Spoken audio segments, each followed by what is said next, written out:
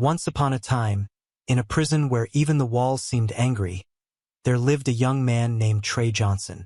Trey was not like the other inmates. He didn't walk, he owned the ground beneath his feet. People moved when he moved. People kept quiet when he stared. He was 24 years old, tall, with sharp eyes that could cut through steel. His body was built strong like a boxer, with tattoos that told stories of fights, blood, and fire. No one dared to cross him, not even the guards. In Blackridge Prison, Trey was king. He sat on a rusty bench in the prison yard, chewing gum, legs wide, laughing with his crew, Big Mike, Juno, and Smiley. Smiley got his name not because he smiled, but because he carved one on people's faces. "Hey Trey," Juno said, pointing toward the gate. "Look what they dragged in." The yard went quiet for a second. Everyone turned to look. An old man stood at the entrance, surrounded by 2 guards. He looked ancient. His white hair was tied back in a simple knot. His shoulders were bent. His clothes, plain brown pants and a loose shirt, hung on him like curtains. In one hand, he held a wooden cane. His eyes didn't blink much. They just scanned the yard, slow and calm. "What the hell?" Trey laughed loud. "Is that someone's grandpa? Did they drop him off at the wrong place?" The inmates chuckled. The guards led the old man to a bench near the fence. He sat without a sound, placing his cane carefully beside him. "What's his name?" Smiley asked. "Lee." Juno read off a slip of paper he stole from a guard. "Lee Jien, 89 years old." 89. Trey choked on his gum. "Why's an 89-year-old man in maximum prison?" "Doesn't say," Juno shrugged. "Murder charge. Life sentence." The whole crew burst out laughing. "Murder," Trey repeated. "He probably tripped and someone died of boredom." The jokes flew, but the old man didn't move. He just sat, hands folded, eyes steady on the sky. "Let's go say hello," Trey smirked. He stood, and the whole yard seemed to lean back a little. When Trey moved, something dangerous followed behind him, like heat from a fire. He walked slowly toward the old man. Some inmates stopped working. Others pretended not to look. Trey stood over Mr. Lee and grinned. "You comfortable, Grandpa?" Mr. Lee didn't answer. Trey bent lower. "You deaf?" Still no answer. The gang leader clicked his tongue, then snatched the cane. "Nice stick. You walk with this? Or is it a sword in disguise?" Still, Mr. Lee did not react. Trey tapped the cane against the bench. "Say something. You mute too." One of the guards nearby glanced over, but said nothing. This was Trey's playground. Everyone knew better than to interfere. Trey suddenly shoved the old man's shoulder. "Hey, I'm talking to you." Mr. Lee shifted slightly but didn't fall. He looked at Trey slowly, like he was staring at a bug crawling across glass. "Do you have a name?" Trey asked, mocking. The old man's lips finally moved. "I do." His voice was soft, calm, not shaky, not scared. "What is it?" Trey asked, leaning closer. "Lee," the old man said simply. "Just Lee." "Lee what?" Trey scoffed. "Lee Enching victim?" Smiley laughed hard behind him. "You talk like you've got something to prove," Mr. Lee said quietly. Trey blinked. The way the old man said it, like he wasn't scared at all. Like he wasn't even joking. Trey's eyes narrowed. "You got jokes now?" Mr. Lee went silent again. Calm. Unbothered. Trey stepped back and threw the cane on the ground. "You want to live long in here?" he said, voice cold. "Then you better learn fast. This ain't a tea house, old man. This is my yard. You don't speak unless I say you can." He turned and walked away, but the silence that followed was thick. The laughter didn't come this time. The old man sat back straight. His hands still rested in his lap. His face was still as water. Juno leaned toward Trey as they walked off. "Something about him feels weird." "Weird," Trey said, annoyed. "He's 100 years old and smells like dust." "What's weird?" Juno hesitated. He didn't flinch. Not once. "So, I'm just saying, guys like that either don't care or don't need to." Trey stopped walking. He turned to look at Mr. Lee again. The old man hadn't moved. Later that night, in the cell block, Trey sat on his bunk tossing a ball against the wall. The room echoed with sharp smacks each time it hit. 89, he said under his breath. What kind of crime keeps an old fart like that locked up? Big Mike shrugged. Maybe he forgot to pay taxes. Or maybe he used to be a ninja. Smiley laughed. Juno didn't laugh. Yo, Trey said. You scared of him? No, Juno said. But I ain't dumb either. Trey leaned forward. Then let's teach Grandpa the rules tomorrow. Nobody walks into my yard like they own air. He crushed the ball in his palm. Let's see if his bones crack like dry sticks. The next morning came with loud voices and metal bars clanking. Blackridge Prison didn't care if you slept well. The lights flicked on before the sun. Guards yelled for roll call. Some inmates groaned. Some just stood in silence. But one thing was clear. Everyone wanted to know what Trey would do next about the old man. Trey woke up with a smile. Let's see how long the old man can play statue, he muttered, rubbing his hands. He didn't even bother brushing his hair. He just threw on his shirt, laced up his boots, and stepped out of his cell with his usual swagger. In the chow hall, breakfast was nothing but a tray of watery eggs and 2 slices of cold toast. Most of the inmates didn't complain. They knew better. But this morning wasn't about food. It was about Trey and Mr. Lee. Mr. Lee sat alone at the end of the table by the wall, slowly eating. He didn't rush. He didn't look around. He just focused on his food like he was somewhere else. Trey spotted him, nudged Smiley, and walked straight over. Morning, Grandpa, Trey said loud, tossing his tray on the table. Mr. Lee didn't look up. Trey sat right across from him, chewing with his mouth open. You sleep all right? Bet those prison beds feel like clouds compared to the coffin you should be in. The whole table heard. Some looked away, pretending to eat. Others watched carefully, waiting. Mr. Lee raised his head, his eyes still calm. You must be Trey, he said, as if meeting him for the first time. Trey smirked. So now you talk? I speak when there's something worth answering, Mr. Lee replied softly. Trey leaned in, dropping his fork. You trying to be funny again, old man? Mr. Lee took another bite of toast. No, I don't try. I speak plainly. Trey's face tensed. He stood up suddenly and smacked Mr. Lee's tray off the table. The food splattered on the floor. Some eggs hit Mr. Lee's shoes. Still, he didn't flinch. You forgot the rules, Trey growled. Mr. Lee looked down at the mess, then back at Trey. His voice stayed calm. There's a rule that says you must act like a child? Trey's hand twitched. His crew behind him looked nervous. Big Mike mumbled, He's asking for it now.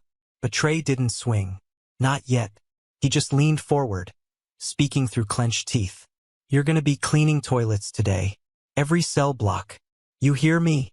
Mr. Lee nodded once. I hear you. And if I see your face at my table again, I'll make sure you eat through a straw for the rest of your life.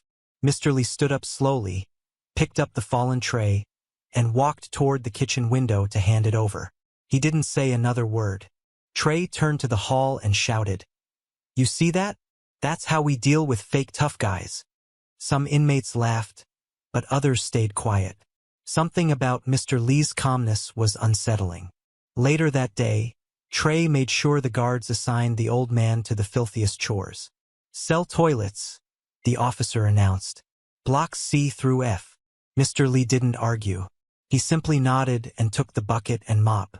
Trey watched from his corner in the yard, sitting with his crew. Man, this is gold, Smiley laughed. He's gonna die before he gets through F block. But Mr. Lee didn't look tired. He moved slow but steady. He didn't complain. He didn't even wrinkle his nose at the smell. He scrubbed and cleaned like he'd done it 1,000 times. By evening, he returned the bucket and sat alone under the tree in the far corner of the yard, resting. Juno watched him carefully. Trey, he said, this guy's not normal. You said that yesterday, Trey snapped. Yeah, and I meant it. Did you see how he didn't even blink when you threw his food? Trey stood up, annoyed. Then why don't you go ask him for a bedtime story if you like him so much? Juno didn't reply. That night, something strange happened in cell block E. A young inmate named Rico, barely 20, had been eyeing Mr. Lee's wool blanket all day. It was the thick one, the kind given to older prisoners or those with medical notes. Rico was cold. His cellmate snored like a beast. And he figured if the old man was going to die soon anyway, he might as well take the blanket early. So just before lights out, Rico crept out of his cell and made his way to Mr. Lee's bunk. The hallway was dim, guards on the far end. No cameras near this part of the block. Mr. Lee was lying down, eyes closed, breathing slow. Rico grinned. He reached down and started to pull the blanket. But suddenly, a hand caught his wrist. Tight. Rico froze. Mr. Lee's eyes were wide open. "Let go," Rico whispered, trying to yank away. But the old man didn't let go. Instead, he sat up fast. Too fast. Before Rico could blink, he was spun around, twisted, and dropped on the floor with a loud thud. Rico gasped, holding his shoulder. Mr. Lee leaned down and said just one thing. "Sleep with respect." Then he turned, laid back down, and pulled the blanket over himself. Rico didn't move for a long time. The next morning, news of the incident spread like fire. Rico said the old man flipped him like paper, one inmate said. "Didn't even stand all the way up," another added. Trey heard the rumors at breakfast. He slammed his tray down. "Shut up. Y'all believe that crap." Rico's shoulder was dislocated, Juno said quietly. "Rico's a twig," Trey snapped. He probably tripped over his own ego, but deep down Trey was irritated. He didn't like stories that didn't make sense. And this one didn't. Not at all. Later, Trey caught Rico limping near the showers. "You spreading lies?" he asked. Rico looked nervous. "No, man. I'm just saying. You're saying an 89-year-old man took you down like Bruce Lee?" "I'm saying, I don't know what happened," Rico whispered. Trey shoved him into the wall. "You want to sleep without teeth tonight?" Rico held up his hands. "I swear I'm not lying." Trey walked off, his fists tight. That afternoon in the yard, Mr. Lee was sitting again, eyes closed, breathing slow. He looked like he was asleep. Trey watched from the weight bench. He stared for a long time. "What are you thinking?" Smiley asked. "I'm thinking I don't like games," Trey muttered. "And I sure don't like ghosts." "Ghosts? That's what this guy feels like. Like he doesn't even exist." Juno nodded. "Or like he exists too much." Trey stood up. "He wants to play? Let's see how long he stays standing." He walked across the yard, his shadow stretching out ahead of him. Mr. Lee didn't move. Trey kicked dirt onto the old man's shoe. "Hey!" No response. Trey kicked again, harder. Still no movement. "Get up," he said. Nothing. Trey reached down and grabbed Mr. Lee's shirt. Suddenly, Mr. Lee's eyes opened, and Trey froze, just for a second. Those eyes weren't tired. They weren't soft. They were clear, sharp, focused, like eyes that had seen more than Trey ever would. Trey let go without realizing it. He stepped back. Mr. Lee stood up slowly, brushing off his shirt. "You keep reaching into fire," he said softly. "Eventually it burns." Trey blinked. "What did you say?" "I said, be careful." Trey was breathing heavier now. "Or what?" But Mr. Lee didn't answer. He just turned and walked back toward the cell blocks. Juno walked up beside Trey. "You all right?" Trey didn't speak. He just kept staring at where Mr. Lee had stood, eyes narrowed. The next few days felt like walking on broken glass. Trey didn't laugh as much. He didn't joke like before. He watched. He stared. He thought. Everywhere Mr. Lee went, Trey followed him with his eyes.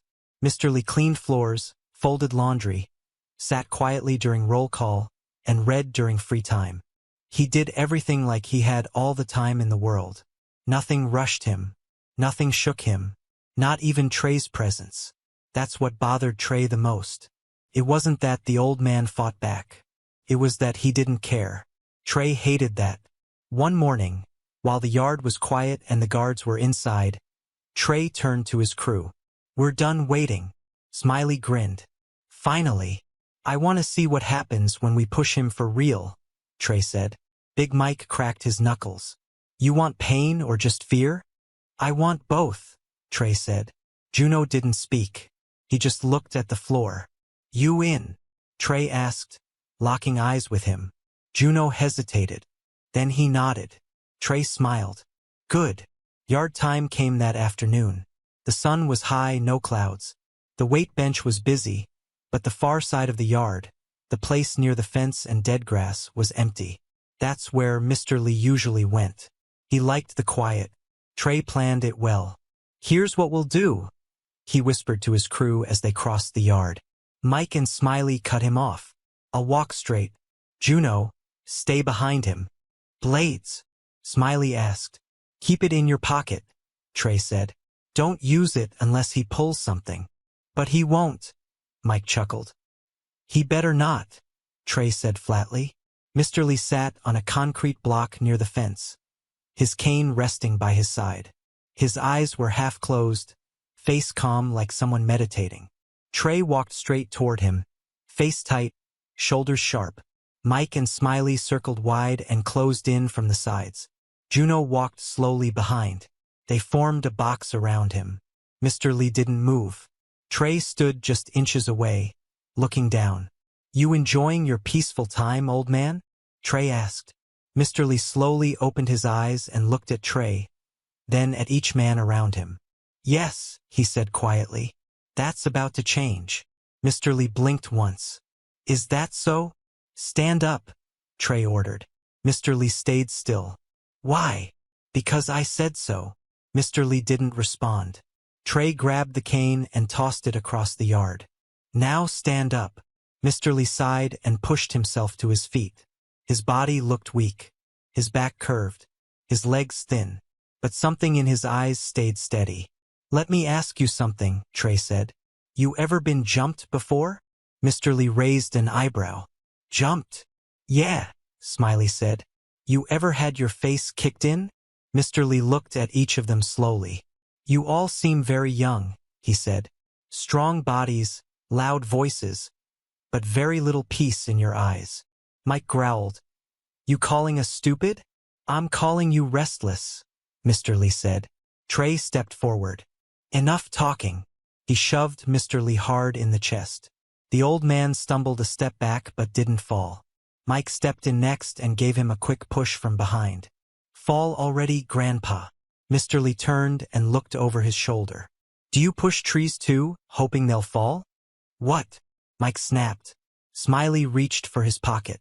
But before he could touch it, Mr. Lee moved, and everything changed. It happened fast. No one saw where his hands went. They just heard the sound of air being cut. Smiley's blade flew from his hand before he even held it fully. It clattered on the ground 10 feet away. Mike rushed forward with a roar. Mr. Lee shifted sideways, caught Mike's arm, twisted it sharply, and flipped him over his own back like he weighed nothing. Mike hit the ground with a painful thud. Smiley backed away. What just?" Mr. Lee stepped forward. Smiley swung a punch. It never landed. Mr. Lee ducked, stepped into his space, tapped his chest, and swept his leg in one clean motion. Smiley spun midair before crashing on his back. Juno didn't move. He just stood behind, frozen. Trey's mouth opened slightly, his fists clenched. His heart pounded. Mr. Lee turned and looked at him. Trey pulled out his shiv, sharp metal wrapped in cloth. He stepped forward, slow. Mr. Lee raised both hands. "No need," he said. Trey swung anyway, fast, but somehow the blade didn't land. Mr. Lee turned with the movement, gently guiding Trey's arm past him, then pulled his wrist and locked it behind his back before Trey could blink. Trey struggled, gasping. But Mr. Lee leaned in and whispered, "You are not ready to hold this kind of anger." He let go. Trey stumbled forward. He turned around, red-faced, breathing heavy. But Mr. Lee had already stepped back. Smiley groaned on the floor. Mike was coughing. Juno still hadn't moved. A few inmates nearby had seen everything. Some stared in disbelief. Others backed away, pretending they hadn't seen a thing. The guards were still inside. The moment ended quietly. Mr. Lee bent down, picked up his cane, and walked away. No limp, no sweat. He didn't look back. Trey sat alone in his cell that night. He hadn't spoken since the yard. His knuckles were still tight. His arm ached where Mr. Lee had twisted it. He kept thinking about what happened. The speed, the control, the calm. Mr. Lee hadn't looked afraid. Not once. He hadn't even looked angry. Just steady. Like he'd done this before.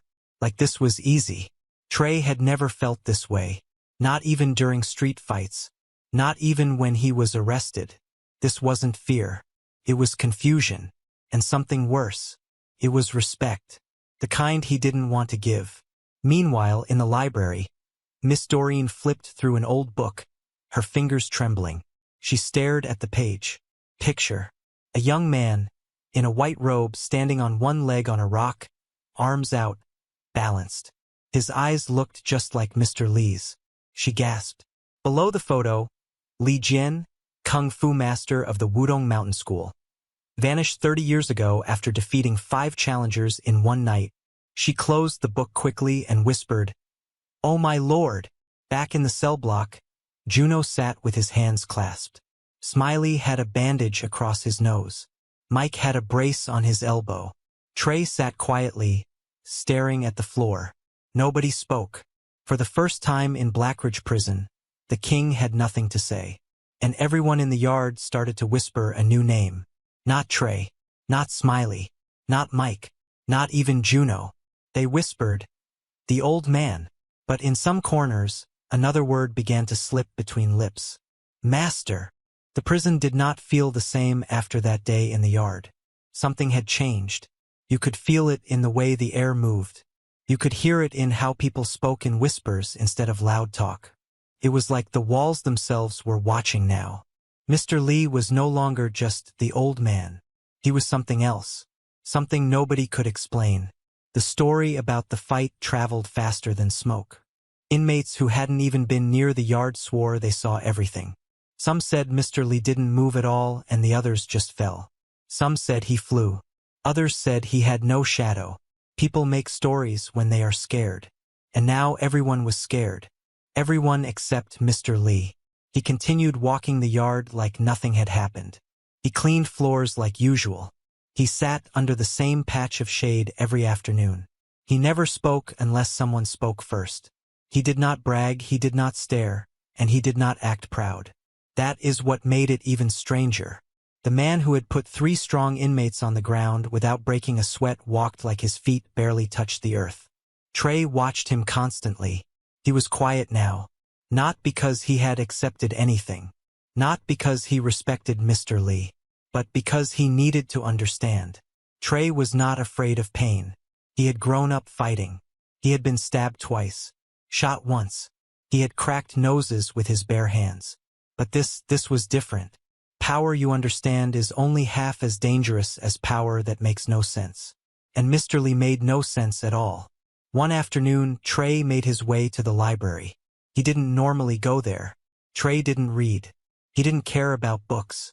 But he remembered seeing Mr. Lee sitting inside once, quietly turning pages like each word mattered.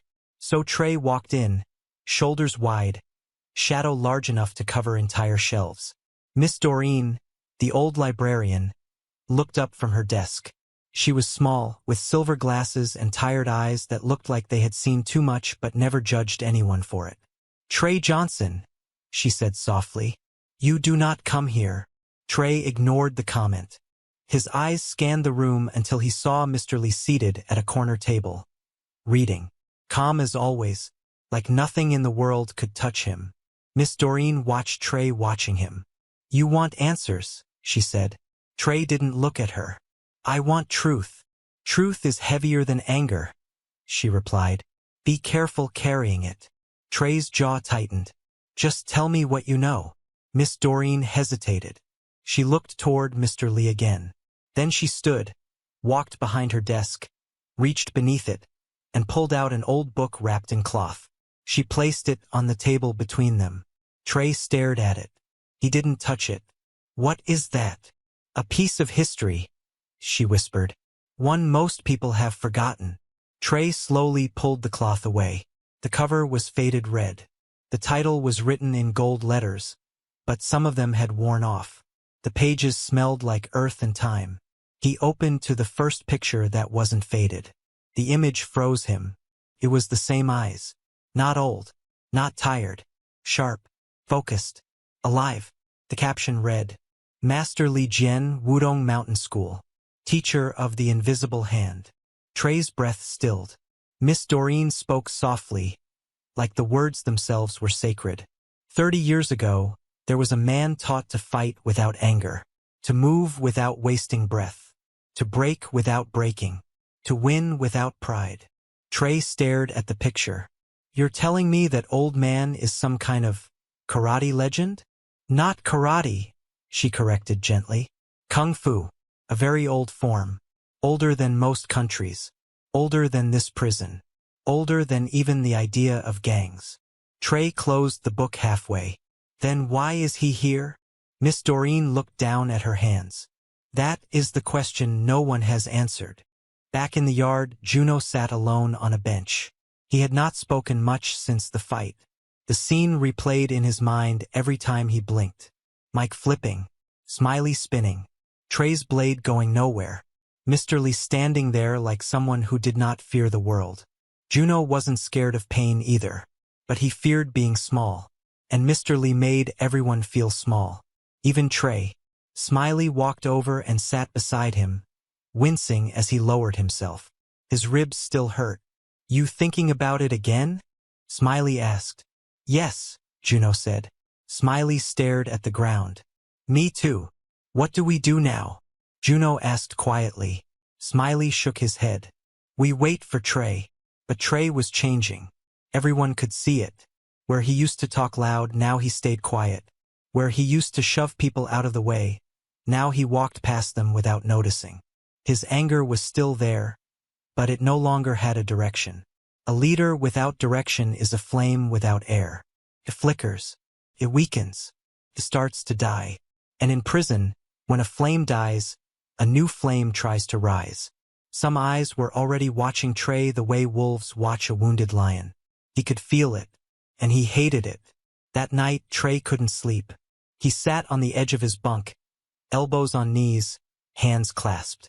Mike snored loudly. Smiley lay awake, but quiet. Juno stared at the ceiling. The silence in the cell was heavy. Finally, Trey spoke. We need to figure out who he really is, he said. Juno turned his head. Does it matter? Yes, Trey snapped. It matters. Smiley whispered. Why? You want round two? Trey didn't answer right away. I want to know what I'm fighting, he finally said. Silence again. Juno swallowed. Then we find out where he came from. Trey looked at him. How? Juno sat up. Ask the guards. They always talk. They know records. And some of them like you. Trey nodded slowly. It was a plan. A real one. The next morning, Trey walked to the officer desk during laundry shift. Officer Bennett, a man with a shaved head and arms too big for his uniform sleeves, leaned back in his chair. Johnson, he said, what trouble are you here to cause today? No trouble, Trey said. Just a question. Bennett raised an eyebrow. That's new. Trey crossed his arms. The old man. In C-Block. Where did he come from? Bennett smirked. Why? He beat your crew for you. Trey didn't react. No one just ends up here, Trey said. Someone put him here. Why? Bennett leaned forward, his tone dropping. There are files. But some files are sealed. Top level. Government level. For an old man? Trey asked. Bennett held his stare. You ever hear of a ghost? Bennett asked quietly. What ghost? The kind they send to erase problems. Trey's jaw clenched. Bennett exhaled slowly. Nobody knows exactly what he did, but whatever it was, it scared powerful people. Enough to lock him away where nobody would look for him. Trey felt something cold settle inside his stomach. What kind of man scares powerful people? Trey asked. Bennett didn't blink. The kind that was powerful first. Later, Trey walked outside into the yard. The sun was high again. The same concrete bench. The same old man sitting alone. The same quiet air. But this time, Trey didn't approach with anger. He approached with something else. He stood in front of Mr. Lee. No words at first. Just quiet. Mr. Lee slowly lifted his head and looked at him. Trey spoke, voice low, controlled. "Who are you?" Mr. Lee held his gaze. "The past," he said softly. "What does that mean?" Mr. Lee looked away, eyes far, like he was seeing something no one else could see. "It means I walked a road that should not be walked, and I paid for what it cost." Trey swallowed. "Did you kill someone?" "Yes," Mr. Lee answered simply. "Many." Trey's pulse quickened. "Why?" Mr. Lee closed his eyes. "To protect peace, you sometimes must destroy what breaks it. But when you destroy too much, the peace goes with it." He opened his eyes again. "That is why I am here." Trey didn't move, didn't speak, didn't blink. Then Mr. Lee said something that hit Trey harder than any punch ever had. "You fight the world because you are afraid of yourself." Trey's chest tightened. "Shut up," he whispered. "You fight to be seen," Mr. Lee continued. "But no matter how many people bow, the one person you cannot outrun is the one inside." I said, "Shut up." "You are not angry at me," Mr. Lee said. "You are angry at your reflection." Trey stepped back like those words hurt his actual body. And Mr. Lee looked at him, not with judgment, not with pity, with understanding, which made it hurt worse. That night, Trey lay awake again. Not because he was afraid of Mr. Lee, but because he was afraid of what Mr. Lee saw inside him. And for the first time since Trey became king of the prison, he didn't feel like a king at all. He felt like a child standing in a thunderstorm, with no roof to hide under. The walls of Blackridge Prison had eyes. They watched every move. They felt every shift in power. And lately, those walls could feel something building. Trey had changed. He didn't bark orders like before. He didn't hit people for fun. He walked slower now. He spoke less. He stared at the ground a lot. But silence in prison is dangerous. It makes people wonder if you're weak. It makes people plan. And Trey knew it. He could feel the eyes on him now, watching him closely, testing him, waiting to see what he would do. Because in prison, if you don't show strength, someone else will. And that's why he made the decision. He didn't want to do it, but he had to. He had to finish what he started. This time, no mistakes, no talk, no warnings, no games. He was going to make sure the old man never stood again. He picked the place carefully. The laundry room. It was far from the main hallway. No cameras inside. Only one way in, one way out. The machines made enough noise to cover anything. And it was easy to lock. Trey planned every second of it. He told Officer Wells he wanted to take laundry duty. Wells raised an eyebrow. "Since when do you volunteer for chores?" Trey smiled. "Just trying to clean up." The officer laughed and handed him the duty slip. Trey walked off, teeth clenched behind his smile. That evening, Trey met with his crew. "Tomorrow during third shift," he said. "Laundry room. Who's coming?" Smiley asked. "Just us four," Trey said. "Me, you, Mike, and Juno." Mike cracked his knuckles. "Finally. No more speeches," Trey said. "No more staring matches. We finish it. Chains, pipes, anything you can carry in without getting caught." Smiley asked, "You sure we should use weapons?" Trey looked at him cold. "You saw what he did without any. You want to try fists again?" Smiley went quiet. Juno didn't speak at all. He looked tired. Trey noticed but said nothing. The next day was quiet. Too quiet. Mr. Lee spent most of the morning reading in the library. He cleaned a few floors. He helped another elderly inmate carry food to his cell. He was peaceful. Trey hated how peaceful he was. It made the plan feel darker. But there was no turning back now. Third shift came. The laundry carts rolled down the halls. Guards gave out instructions. And Trey stood by the laundry room door waiting. When he saw Mr. Lee walking by, he stepped in front of him. "Hey!" Mr. Lee looked at him, calm as always. Need help folding towels, Trey said. Mr. Lee paused. You fold towels now? Trey forced a smile. I'm changing, like you said, right? Mr. Lee nodded. All right. Trey opened the door and stepped aside. Mr. Lee walked in first. The moment he passed the doorway, Trey slipped inside and slammed the door shut. The bolt slid into place. Locked. Mr. Lee turned slowly and saw them, Mike, Smiley, and Juno, standing in the corners of the room, each holding something. Mike had a steel rod. Smiley had a chain wrapped around his arm. Juno held nothing. Trey walked around to the center, hands empty. Mr. Lee's face didn't change. He looked at each of them, then at the door, then back at Trey. So, he said, it's today. Trey didn't respond. Mr. Lee nodded once. I see. You should have stayed quiet, Mike said. You should have stayed old, Smiley added. Mr. Lee smiled faintly. I am still old. Trey stepped forward. Then this shouldn't take long. He turned to Juno. Block the door. Juno moved slowly, standing with his back to the handle. Mr. Lee looked at Juno. You don't want to be part of this. Juno's face tightened. You don't know what I want. Mr. Lee nodded. I don't. But I know you're not like them. Smiley shouted, Shut up, and charged. The chain in his hand swung through the air. Mr. Lee moved. Fast. Too fast. He ducked, stepped under the swing, grabbed Smiley's wrist, twisted, and pulled. The chain slipped free. Smiley's body followed. He slammed into the laundry table with a groan. Mike came next, swinging the rod like a bat. Mr. Lee stepped back once, then turned sideways, let the rod pass by, and struck Mike's leg with the edge of his palm. Mike dropped. He grabbed his knee, gasping. Ah! What the? Trey's eyes widened. He hadn't even moved yet, and two were already down. He grabbed a towel from the basket beside him and wrapped it tight around both hands. He moved in fast. No more games. He swung at Mr. Lee's face. Mr. Lee raised one hand and caught the towel midair. The other hand struck Trey's chest, open palm, right over the heart.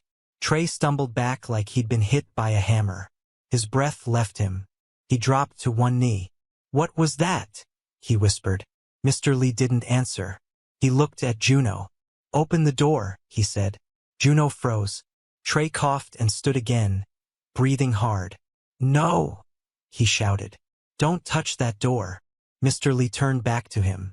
You still want to continue? Trey wiped his mouth. I'm not done. He rushed again. Mr. Lee stepped aside and let him pass.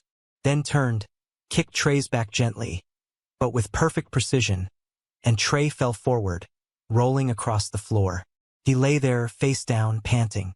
Mr. Lee walked to him, kneeled beside him, and whispered, You fight with fear, not strength. Trey's voice shook. You think you're better than me?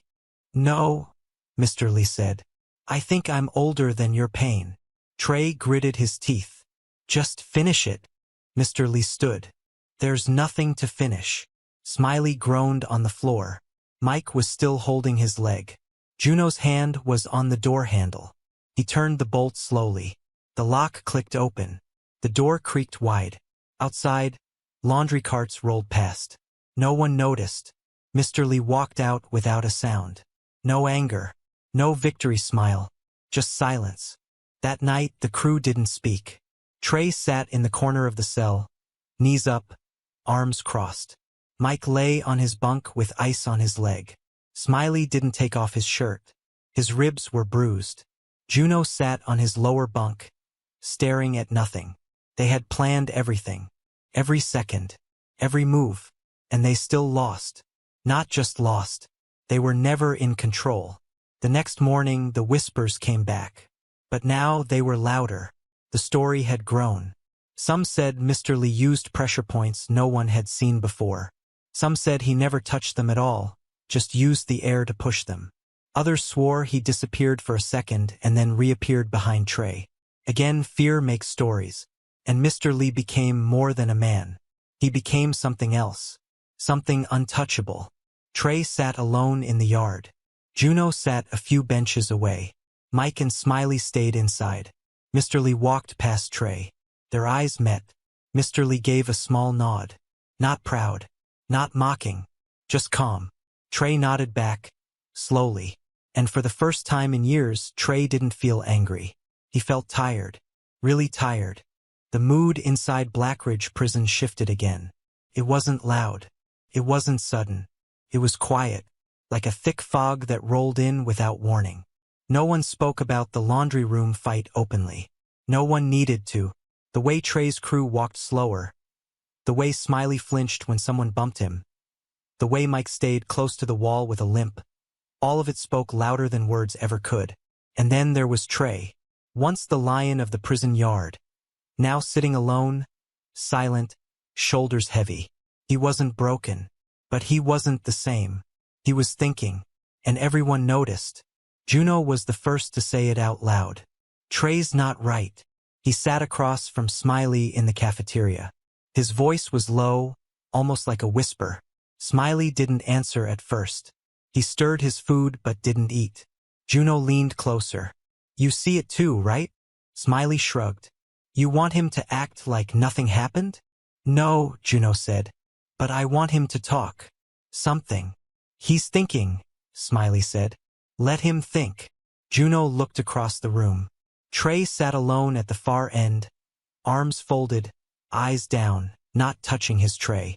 He hadn't spoken more than 10 words all day. The only person who didn't seem affected by the change was Mr. Lee. He was still doing the same things. Reading in the mornings, cleaning during shifts, sitting under the tree in the yard. And each time he walked by, inmates stepped out of his way, not from hate or respect, but something deeper. Fear mixed with wonder. Some called him Master. Others just whispered, "Don't mess with the ghost." Later that evening, Officer Bennett sat with Miss Doreen in the break room. He poured 2 cups of instant coffee and slid one across the table. "You seen how quiet it is lately?" he asked. Miss Doreen nodded. Bennett sipped. "Feels unnatural. Peace feels unnatural to people who've lived in noise too long," she said softly. Bennett raised an eyebrow. "You think this is peace?" "I think it's what comes after fear," she replied. Bennett leaned back. "They're scared of that old man." "They should be," she said. "But not because he can fight." "Then why?" Miss Doreen looked down at her tea. "Because he doesn't want to." In his cell, Trey sat on the edge of his bunk, staring at the floor. Mike was asleep. Smiley was lying down with an arm over his face. Juno was in the corner writing something in a small notebook. Trey's hands were shaking, even though he tried to hide it. His breath was uneven. And then he saw it again. The dream, or maybe the memory. He wasn't sure anymore. The room was dark in his mind. His fists bleeding. His mother crying. His stepfather yelling. Trey, only 13, swinging a broken chair leg. And then silence. The loud kind. He woke up sweating. It was the 3rd night in a row. He stood up, pacing. Juno opened one eye. "You good?" "No," Trey said quietly. Juno sat up. "Want to talk?" Trey looked at him. And for the first time since they'd met, Trey said something real. "I don't know who I am anymore." The next morning, Trey went outside early. It was still quiet. The guards hadn't even shouted roll call yet. The yard was empty, except for one person. Mr. Lee, standing under the tree, alone. Trey walked over slowly. When Mr. Lee saw him, he didn't move. He just waited. Trey stopped a few feet away. "I had a dream," Trey said. Mr. Lee nodded. "We all do. It wasn't just a dream. It felt real." Mr. Lee said nothing. Trey stepped closer. "When I was 13, I hurt someone. Bad." He looked down. "I told myself it was survival. But sometimes I wonder if I liked it." Mr. Lee's voice was calm. "What do you think now?" Trey sighed. "I don't know." "Then you are growing," Mr. Lee said. Trey looked up, confused. "Growing? Only boys are sure when they are wrong," Mr. Lee said. "Men ask questions." Trey blinked. "You're saying I'm becoming a man?" he asked. Mr. Lee gave a small smile. I'm saying you are looking for one. Trey sat on the bench. Why do you always talk in puzzles? Because truth isn't loud, Mr. Lee replied. It waits. They sat in silence for a while. Then Trey asked, why didn't you hurt us worse? You could have ended it. Mr. Lee answered without pause. Because pain teaches nothing if given in anger. Trey looked at him. You're not like anybody I've ever met. Mr. Lee looked out at the sky. I have been many things, he said, and most of them I regret. Trey watched him closely. What did you do before prison? Mr. Lee turned his head. Slowly. I was death in silence. Trey froze. Mr. Lee added. And then I stopped being anything at all. Back in the dorms, Smiley was getting dressed when Mike walked in, holding his side. You all right? Smiley asked. Mike nodded. Still hurts, but I'll live. Smiley checked the hallway. People are starting to talk. About what? About Trey being finished. Mike scoffed. No one's taking his spot. I'm not saying they'll win, Smiley said, but I'm saying they might try. Mike sat down. Let them try. But if Trey doesn't act, he'll lose control, Smiley said. Mike stayed quiet, then finally asked, and if he doesn't want control anymore? Smiley looked at him. That was the scariest thought of all. Later that day, Trey was called to the warden's office. Warden Hale was a thin, sharp man with white hair and eyes that never blinked too long. He folded his hands on the desk. You've been quiet lately, Johnson. Trey nodded. Good behavior, he said. Hale didn't smile. People say you've lost your edge. Trey didn't answer. You used to be useful, the warden continued. Kept things in check. Kept the other dogs from biting. Trey said nothing. Now they're circling again, Hale said. And I don't like circles. They turn into fires. Trey leaned forward. So what do you want me to do? The warden tilted his head. Be who you were. Trey shook his head. I can't. Why not? Trey stood. Because that person was empty. He walked out without waiting to be dismissed. The warden stared at the closed door for a long time. Then he whispered, Then this place will eat you alive. That night, a fight broke out in the shower block. 2 younger inmates tried to jump one of the older ones. No reason, just power. Trey was there. He watched it happen. Everyone expected him to step in. He didn't. He just watched. Mr. Lee passed by the hallway as guards rushed in to stop the fight. He looked at Trey. Their eyes met. Mr. Lee said nothing, but his face asked a question. And Trey hated how clear it was. Who are you now? In the library, Miss Doreen pulled out a letter. It was old, yellow with age. She opened it gently. Inside, a photo. A younger Li Jian, kneeling in front of a temple. Behind him, students, all in robes, all standing straight. She looked at his face in the photo, then glanced toward the window where the prison yard could be seen in the distance. You came so far, she whispered, but you carried all of it with you. She folded the letter back into the envelope, and this time she wrote a new one. Outside, in the corner of the yard, Trey was still sitting. He didn't hear the voices around him. He didn't care about the glances. He was thinking. He was remembering. The old Trey would have crushed anyone who looked at him wrong. But now he didn't want to crush anything. He wanted to understand. He wanted to breathe without feeling like the world was a war. But in this place, peace was dangerous. Peace made people look weak. And weakness got you killed. So the question stayed burning in his chest. Can I be someone else in here and still survive? In his cell that night, Trey looked at the ceiling. He whispered to himself over and over, I'm not scared of him. I'm not scared of him. I'm not. But the truth was louder than his words. He wasn't scared of Mr. Lee's fists. He was scared of what he saw in his eyes. Stillness, control, freedom. And Trey had never had any of those things. Not once. Meanwhile, in her tiny staff room, Miss Doreen sealed the new envelope and placed a stamp on it. She wrote the address of a kung fu school in rural China. It was the last known location of the Wudong Mountain School. She wrote only one sentence inside the letter. Your master is alive. The prison lights flickered that morning. Not from power failure, but something else. Something in the air. Like the walls themselves were waiting. Inside the dorm, Trey sat on the edge of his bunk. He didn't eat. He didn't speak. He just stared at the floor like he was trapped inside a question. Smiley broke the silence. "You gonna do it?" Trey didn't look up. "Do what?" "You know what," Smiley said. "The final round. Everyone's talking about it." Juno, from the corner bunk, added, "They say if you don't face him now, someone else will. And if someone else wins, you're done." Trey took a deep breath. "I know," he said. Mike, still nursing his leg from the laundry fight, looked uneasy. "You sure you want to go again?" Trey finally looked at them. "I'm not going to beat him," he said. The room went quiet. Smiley frowned. "What?" "I'm not going to beat him," Trey repeated. "I just want to face him."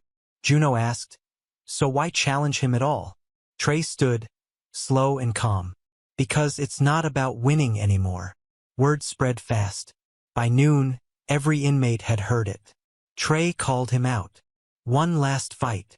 No blades, no backup. Just one-on-one. The location, the old chapel. No guards posted there anymore. The roof leaked. Half the benches were broken. But it was quiet and private. Exactly what Trey wanted. Mr. Lee heard about it while folding bedsheets in the supply room. He didn't look surprised. Officer Bennett walked past him and paused. "You gonna show up?" he asked. Mr. Lee looked at him calmly. "Wouldn't miss it." Bennett studied his face. "Why do you even bother with these boys?" Mr. Lee folded another sheet. "Because one of them is still trying."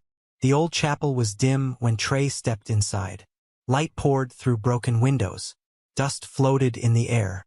The smell of old wood and rust filled his nose. He looked around. Benches crooked. Floor cracked. But this was the place. Felt right. He stood in the center, waiting. Minutes passed. And then he heard the cane. Tap, tap, tap. Mr. Lee entered the chapel slowly, calm as ever.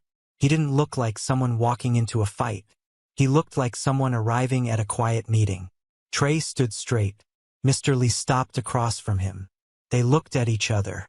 No crowd. No noise. Just breath. And tension. Trey spoke first. "I'm not here to win." Mr. Lee nodded. "Good. I'm here to understand," Trey added. Mr. Lee looked into his eyes. "Then listen with your body." Trey took a breath and stepped into position. No fancy stance. No fists raised. Just ready. Mr. Lee dropped his cane gently on the ground and stepped forward. No fear. No rush. They circled each other. For a moment nothing happened. Then Trey moved first. A wide swing fast. Mr. Lee dodged it like it was a leaf floating past him. Trey tried again. Another punch. Mr. Lee caught his wrist gently and let him pass. Trey spun around and came again. This time, faster. But again, Mr. Lee shifted just enough to avoid it. Trey was sweating. Not from the fight. From frustration. "Why won't you fight me?" he shouted. Mr. Lee replied calmly. "You're not fighting yourself yet." Trey charged. Hard. Fists flying. No form. Just rage. Mr. Lee blocked, twisted, and stepped aside each time. Not once did he hit back. Not once. "Hit me!" Trey screamed. Mr. Lee said nothing. Trey swung again. Missed. Again. Missed. Again. Missed. Then he stopped. Panting. Heart racing. Chest burning. He dropped to his knees. Not from pain. From exhaustion. From confusion. From release. Mr. Lee walked over slowly. "You've been swinging at ghosts," he said softly. Trey looked up, broken. "Then what am I?" Mr. Lee knelt beside him. "You are what's left," he said. "And that is good, because now you can build." Trey's eyes filled with tears. He didn't even try to stop them. He let them fall. One by one. Slow. Real. Mr. Lee placed a hand on his shoulder. "You have power, Trey," he said. "But you never had peace. Until now." Trey wiped his face, still breathing hard. "I don't want to lead with fear anymore." Mr. Lee smiled gently. Then stop being afraid of who you are. They sat there in silence. Two men. One young, one old, but both carrying weight too heavy for the soul. Outside, inmates waited. Not close, just nearby, watching from shadows. Juno stood by the old tree. Smiley leaned on the wall. Even Officer Bennett walked by now and then, waiting for noise. But no noise came, just time. And then the door opened. Trey stepped out, alone, slow. He didn't speak. He didn't raise his head. He just walked back to his dorm. And that was enough. Everyone watching understood. He wasn't broken. He wasn't angry. He was changed. That night, Trey sat on his bunk in silence. Mike looked up. So what happened? Trey answered, I didn't fight him. Smiley frowned. Then what did you do? Trey looked at them. I finally stopped fighting myself. Juno smiled faintly and nodded. Mike leaned back. You sound like him now. Trey chuckled. Maybe that's not a bad thing. In the chapel, Mr. Lee stood alone. He picked up his cane, looked around. The cracked windows, the broken benches, the quiet air. Then he turned and walked out. His face calm, his heart steady, his path clear. Days passed, then weeks. But Blackridge Prison had never been this quiet. Not dead, not stiff, just calm. Like the air had been cleaned. Like something heavy had finally been lifted off everyone's back. The fights slowed down. The noise faded. Even the guards noticed it. Officer Bennett leaned against the yard gate one afternoon and muttered, Feels like someone turned the volume down in here. Miss Doreen passed him on her way from the chapel. She smiled. Maybe someone finally listened. Inside the cell block, Trey was sweeping the hallway. No one told him to. He just did it. His body moved slower now. Not because he was tired, but because he didn't have to rush anymore. He didn't walk like a king. He didn't walk like a ghost. He just walked like a man who had seen both sides and picked something else. Juno came around the corner, holding a book. You done already? He asked. Almost, Trey replied. Few more corners. You coming to meditation later? Trey looked up. You're leading again? Juno nodded. Mr. Lee said I was ready. Trey gave a small smile. Then I'll be there. Yes, Mr. Lee was now teaching again. Not martial arts. Not fighting. But silence. Breathing. Stillness. He never stood in the middle of the yard to shout or teach moves. He just sat in the old chapel during evening hours. And the inmates came, one by one. They sat around him on the broken benches. No yelling. No questions. Just silence. And when someone was ready, they asked. And when Mr. Lee answered, he spoke with few words. But they always felt full. Smiley had stopped wearing his ego-like armor. Mike still limped a little but no longer used his fists to talk. Even Rico, the small inmate who once tried to steal Mr. Lee's blanket, now helped clean the chapel floor before every session. Change didn't happen fast. But it happened. And nobody forced it. It grew on its own, like a seed planted in bad soil, finally finding water. In the staff wing, Miss Doreen received a letter. She opened it carefully. It came from a place far away. Wudong Mountain School. The letter was simple, written in neat, respectful strokes. We thank you for the news. We have not seen our master in decades, but we believe the world still needs him more than we do. If he wishes to return, the gates are open. If not, we are honored to know he still walks among us. She folded the letter and held it to her chest for a moment. Then she walked to the chapel and left it on the altar. Mr. Lee would find it in his own time. That evening, as the sun dropped behind the walls, Trey stood by the chapel door. He took a deep breath before walking in. Mr. Lee sat on the front bench, eyes closed, hands folded. The room was quiet. Juno sat to one side, Smiley near the back, Rico by the window. Trey sat down slowly and waited. Mr. Lee opened his eyes and looked around. He nodded once. Then he spoke. Peace is not the end of war. It is the choice to stop carrying it. No one said anything, but something inside Trey felt like it finally unlocked. After the session, Trey stayed behind. He walked up to Mr. Lee as the others left. I think I know now, Trey said. Mr. Lee looked at him. Know what? Who I want to be. Mr. Lee waited. I don't want to be king anymore, Trey said. Not of fear. Not of anything. Mr. Lee nodded. Then stop wearing the crown. Trey looked down. I think I already dropped it. Mr. Lee smiled. Then walk forward.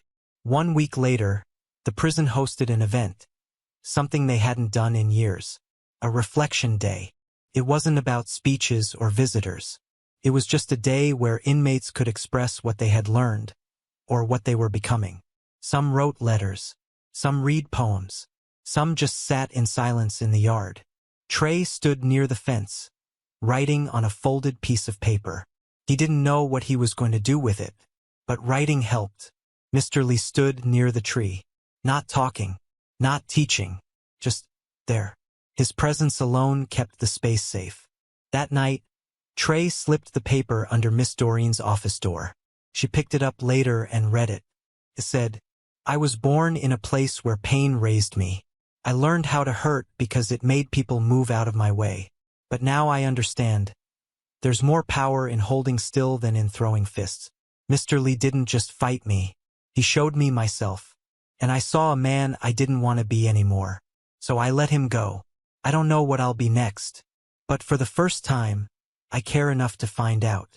She wiped her eyes gently and placed the note in her drawer with others that mattered. Mr. Lee never left a goodbye note. One morning, the chapel was empty. His bed was neatly folded. His few books were stacked. And the cane leaned quietly against the corner. No one saw him go, but everyone knew he had left. Not escaped, just moved on, like a shadow that had finished its work. Trey stood in the doorway of the chapel that morning. He didn't cry. He didn't panic.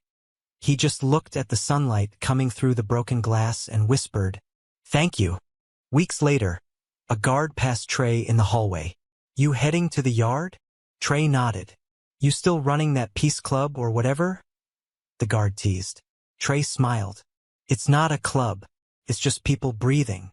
The guard chuckled. Still strange to see this place so calm. Trey answered, Strange isn't always bad. At the back of the chapel, behind the altar, someone placed a small plaque.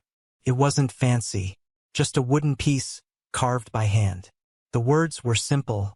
He walked quietly, but everything changed after he passed. Trey visited it once a week. Not to pray, just to sit. And remember, outside, the prison walls stood tall like always. The gates remained locked, but inside those walls something had grown. Not flowers, not freedom, but peace. And in the place where a young gang leader once ruled through fear, now sat a man who understood power through stillness. A man who had once fought to be seen, now teaching others to see themselves. Not with fists, not with noise, but with truth. And even though the old master was gone, his shadow remained. Not dark, not heavy, just there, like a reminder, like a whisper in the wind, that the strongest force in any prison is the man who no longer fights,